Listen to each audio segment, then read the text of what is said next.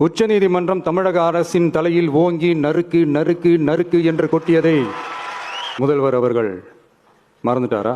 உச்சநீதிமன்றத்தில் திமுக அரசுக்காக வாதாடிய அறிவார்ந்த மூத்த வழக்கறிஞர்கள் பதில் சொல்ல இயலாமல் வாய் மூடி மௌனம் காத்ததை நாடே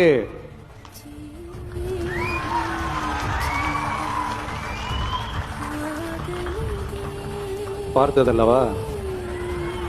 இதையும் முதல்வர் அவர்கள் மறந்துட்டாரா?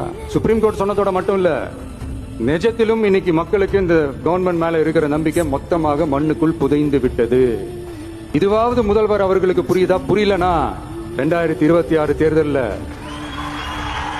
திமுக தலைமைக்கு மக்கள் இன்னும் ஆழமா அழுத்தமா புரிய வைப்பாங்க. அப்ப கூட இவங்க என்ன பண்ணுவாங்க தெரியும்ல? 5 வருஷத்துக்கு ஒரு வாட்டி பழக்க தோஷத்துல ஒரு அறிக்கை ஒண்ணு வெளியிடுவாங்களே, மக்கள் தீர்ப்புக்கு தலை வணங்குகிறோம் அப்படின்ட்டு அந்த அறிக்கையை வெளியிட்டு அறிவாலயத்துல போய் ஓடி ஒளிஞ்சுப்பாங்க. இப்பவே ரெடி பண்ணி வச்சுக்கோங்க அந்த அறிக்கையை. எப்படி?